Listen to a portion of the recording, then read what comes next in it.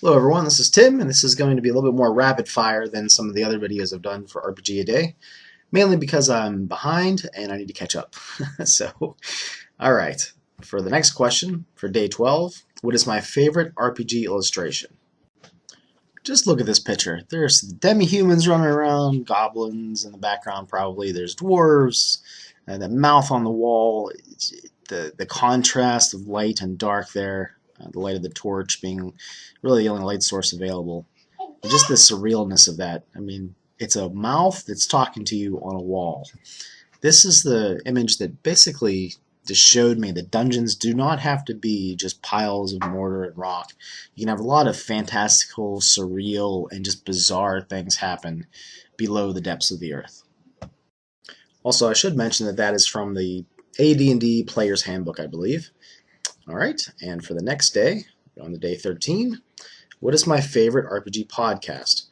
Truth be told, I don't listen to as many podcasts as I used to, now that I have kids running around, but my favorite one is by far Darker Days Radio, which is a White Wolf podcast dealing with all kinds of games, like werewolf, vampire, hunter, changeling, Orpheus, all those various games that White Wolf has put out over the years, and they focus on classic World of Darkness and New World of Darkness, and now the new stuff that Onyx Publishing is putting out. So that would be my favorite podcast. For day 14, what is my favorite RPG accessory? And it's probably this one. It's one that I made using binder clips and plywood and 1x4s and hinges. It, I have Kill 'Em All carved into it and filled in with marker and black ink. Got the binder clips on top to pin all kinds of stuff to, and it's pretty wide. I can't even fit it into the shot. It folds up. It goes basically the whole way across the table. I like to use this whenever I run like traditional RPG, like dungeon crawls. It just has that, I don't know, you just expect there to be a Dungeon Master screen there. But it's fun to set up, and it wasn't actually too hard to make. Just a table saw, and let's see if I can show you real quick. But yeah, it's, just sits there in front of you, does its thing. So yeah, that's probably my favorite RPG accessory. Day 15 is my longest campaign played, and this is a tough one. It's probably head-and-head between Dungeons & Dragons 3rd edition campaign and the Rolemaster campaigns that we had, and it's probably Rolemaster, so I'm going to go with that. When we first started out playing, we started out with like Lord of the Rings adventure game and Hero Quest board game and the Black Box Dungeons & Dragons. And we didn't realize, and I don't know if it was the fault of our own or the fault of the writing, but we didn't realize that we could make up our own stuff, that we could do it, ourselves.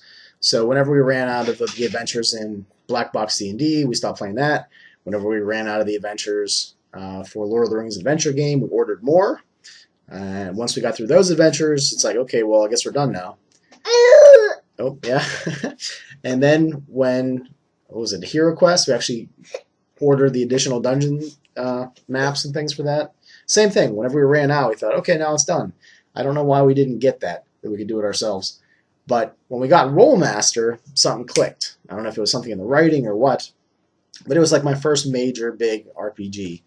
And we ran Rolemaster for probably close to a decade. We just kept playing it off and on. We'd play for entire weekends. We'd have friends over, me and my brother. My sister didn't really get into the role playing like me and my brother did, but we'd play all weekend for hours. We'd set it up on the pool table sometimes and play there. We had a room down in the basement that was supposed to be my bedroom, but it took a long time to get everything done, so it just was like sort of a, like a gaming room, but really rough. We had a rough plywood table with like 2x4 legs and hinges, and that's what I had made, just to have a giant table down there. And it was utilitarian, but it did its job, kind of like the the Dungeon Master screen I just showed you.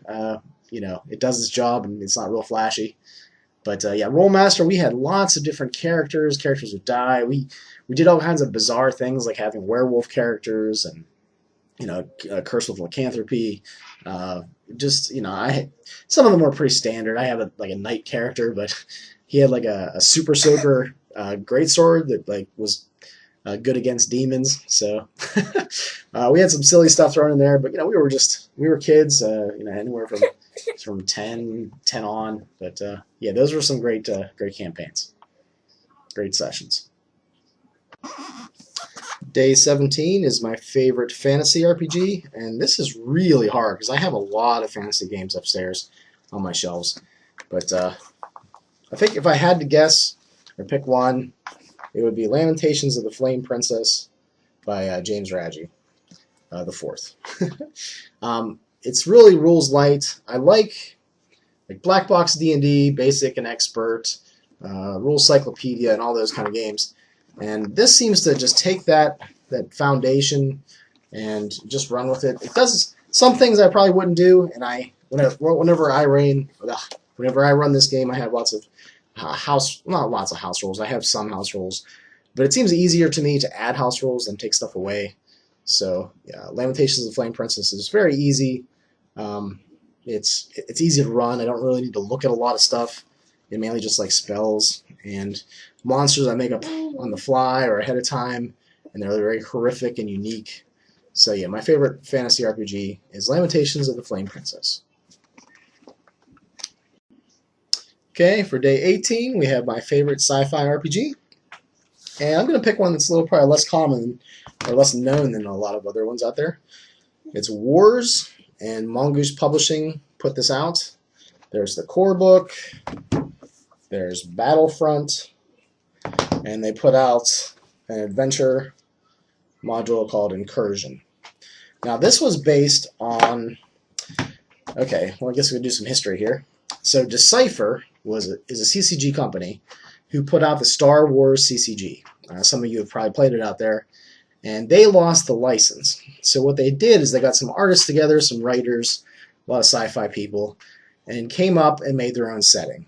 And they had their own alien races, human factions, and they put it all together, and then they put out a collectible card game, and they used a lot of that material for these role-playing games. And I ran a a pretty long online campaign based in Wars, and Wars uses our solar system. I guess Bethany doesn't like my sunglasses. But yeah, it's based in our solar system, so you can use a lot of actual science in your campaigns. You can look up stuff about the moons and the planets and the distances they have between each other. Guess how long it would take to travel between the two. So it's a really fun setting for that. There's a rift in space and time that lets in like these magical particles that kind of mess with people, turns them into Jedi-like beings who can manipulate these particles. So it has an element of fantasy in there, mentalism in some ways. And I like that there's an entirely new alien planet that has come in through the rift, and it's part of our solar system now. So yeah, check out Wars from Mongoose Publishing. Hello everyone, for day 19, I'm going to pick Have a Go Heroes as my favorite superhero RPG. I'm not really into supers. The only comic books I ever collected were Spawn and Venom, so I really don't really get into the super genre very much, but I love the idea of lame superheroes. Just superheroes that have very minor superpowers, very silly, almost comical. So you throw in a bunch of comedy and superpowers, that's probably what I'll be into. For day 20, what is my favorite horror RPG? And this is kind of tough because I bring horror into just about anything that I run. But if I looked at my shelves and this is the stuff that popped out of me, probably my number one pick is Vampire the Masquerade. And I actually prefer second edition to revised. But yeah, I just love this the setting. It's lots of detail. It can be a little bit overwhelming with the meta plot, but you don't have to use it. That's one thing that I like to emphasize when I talk about Vampire the Masquerade. But I mean, just that cover is just brilliant. It's beautiful. The next one on the list is Don't Rest Your Head, and I've played this I think 3 times now during the midnight slot of my local RPG convention, and it can get silly. especially if you're kind of delirious from lack of sleep. But you can really bring a lot of horrific elements into this, and the Mad City is just weird and bizarre, and actually in some ways kind of reminds me of Changeling the Lost. And actually, Lamentations of the Flame Princess again, because of the horrific elements that are in a lot of the adventure modules that you can purchase for that system. But Call of Cthulhu I've played a few times, and that's good too. I do enjoy BRP, but yeah, my number one pick will be Vampire the Masquerade. Day 21 is pretty tough. I am a settings guy. I really enjoy settings.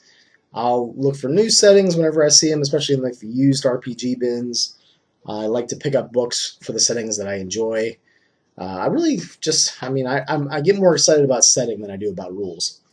But the answer, without a doubt, is Empire of the Petal Throne or Tekkamul or Bethorm. There's all kinds of different game systems that have been put out over the years for M.A.R. Barker's setting of Tekkamul. It's wonderful. It's bizarre. It takes different influences from history and throws in some sci-fi stuff.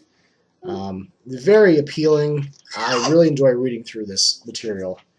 And lots of honorable mentions. So, the Midnight setting from Fantasy Flight Games is also one of my favorite settings. What else we got here? My new love, I guess, is Harn. I've been trying to read up some of the stuff. So far, I've only read the Religions of Harn, and that's very detailed and one of the best religion books I've ever read. What else we got here? We got Wraith the Oblivion. Also trying to... I'm holding it upside down. Wraith the Oblivion, trying to read a lot of that stuff and get used to it. Figure out what's going on, how the setting works. One of these days I'll run that. The Hyborian Age. Conan. Robert E. Howard. I really enjoy a lot of his stories. And I usually run this setting with Barbarians of Lemuria, which I think is a very good sword and sorcery game. But yeah, Conan. And here's some GURPS Conan for the GURPS players out there. I picked that up at Half Price Books. And I actually picked this one up, Beyond Thunder River, also GURPS, from a book sale that was at my local mall. It was like a literacy type thing. And also Game of Thrones. This is the D20 version from Guardians of Order. Very beautiful RPG. But I also enjoy the Song of Ice and Fire. But yeah, lots of settings out there to get your teeth into. Like Talislanta is free. There's just so many good settings. So yeah, I'm into those. For day 22, I believe. Yeah, day 22, what is my perfect gaming environment? And this is a tough one for me. I really enjoy sitting around a table with friends and food and enjoying that atmosphere. But I've had a lot of great experiences with audio-only Skype games, and I guess a little bit less so with Google Hangouts. I've had more technical issues with Hangouts than I have with just Skype. But some people tell me my connection seems more secure, or whenever I host the game on Skype that it doesn't have as many problems. So I don't know, maybe it's my connection that's good. But I really do enjoy. I think if I had to pick, it would probably actually be just playing at home online. I've really grown accustomed to that, mainly because I have kids and I have to squeeze that into my schedule. So, but yeah, it's just that audio only, just the voices. I find that when people can't rely on physical gestures, that they tend to put in more description. They describe the way their characters are moving. So maybe that's part of it. Maybe audio only brings out more description. And the games that I've played in, there's been a lot of theater of the mind, obviously, since we don't have minis or any sort of like digital tabletop or anything. So yeah, I think the perfect gaming environment for me is really just sitting in front of a computer or walking around with a laptop, as I've done before, while playing, and it just works for me. I think also that theater of the mind, audio only, I really can I populate my head with all kinds of images that are going on of what's being described, and it's almost like watching a movie in my head. I think more so when it's audio only, rather than like face to face or on Google Hangouts. So yeah, maybe I'm a bit strange in that regard, but even though I do miss hanging out with my friends at the table, audio only I think is my preferred way these days. that'll wrap up today's RPG A Day video, and I'll try to probably just knock out the rest of them in another video coming up soon. Alright, thanks a lot for watching.